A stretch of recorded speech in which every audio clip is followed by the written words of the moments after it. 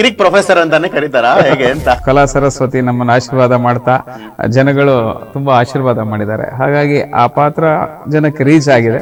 ಹೇಗೆ ಸರ್ ಬಾಲ್ಯದಲ್ಲಿ ತಮ್ಗೆ ಆಸಕ್ತಿ ಇತ್ತ ನಟನೆ ಬಗ್ಗೆ? ಯಾರ್ಯಾರು ರಂಗಭೂಮಿ ಇತ್ತು ಇದೆ ಅವರೆಲ್ಲರೂ ಕಲಾಕ್ಷೇತ್ರನ ನೆನಪು ಮಾಡ್ಕೋತಾರೆ. ಅಂದ್ರೆ ಅಷ್ಟೊಂದು ನಮ್ಗೆಲ್ಲರಿಗೂ ಸಪೋರ್ಟ್ ಮಾಡಿದಂತಹ ಒಂದು ಆ ವಾತಾವರಣ, ಆ ಸ್ಥಳ. ಕಿರಿಕ್ವಾಟಿ ಬರೋ ತನಕನೂ ಕೂಡ ಅದಕ್ಕೆ ಬರೋಕ್ ಮುಂಚೆ 1 ವರ್ಷ 2 ವರ್ಷ ಮುಂಚೆ ಕನಸು ಕಾಣ್ತಾ ಇದ್ದೆ, ಈ ಥರದ್ದೊಂದು ಎಲ್ಲ ಕ್ಷೇತ್ರಕ್ಕೆ ಹೋಗ್ಬೋದೇನೋ ಅಂತ, ಅಂದ್ರೆ ಸಿನಿಮಾ ಕ್ಷೇತ್ರಕ್ಕೆ. ಅದರ್ವೈಸ್ ನಾನು ಎಲ್ಲೂ ಯಾವತ್ತೂ ಅನ್ಕೊಂಡೇ ಇರಲಿಲ್ಲ ಈ ಸಿನಿಮಾ ಫೀಲ್ಡಿಗೆ ಬರ್ತೀನಿ ಅಂತ. ಆ ಒಂದು ಎಕ್ಸ್ಪೀರಿಯನ್ಸ್ ಎಲ್ಲಿಂದ ತಗೊಂಡ್ರಿ ಇವರು, ಅಥವಾ ಅದು ಅವ್ರು ಮೊದಲಿಂದ ಬಂದ್ಬಿಟ್ಟಿದೆಯಾ ಅವ್ರಿಗೆ ಗೊತ್ತಿಲ್ಲ, ಎಲ್ಲೋ ಕಲ್ತಿರುವಂಥದ್ದ ಅಂತ.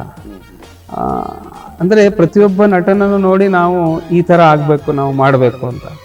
ಪ್ರಕಾಶ್ ರೈ ಬಿಟ್ಟರೆ ನನಗೆ ಅನಂತ್ನಾಗ್ ಆ್ಯಕ್ಟಿಂಗು ಹಾಗೆ ಅನ್ಸೋದು. ಅನಂತ್ನಾಗ್ ಸರ್ದು ಎನಿ ಫೀಲ್ಡ್ ಓವರ್ನೈಟು ಸ್ಟಾರ್ ಆಗ್ಬಿಡಂಗೆ ಆಗಲ್ಲ.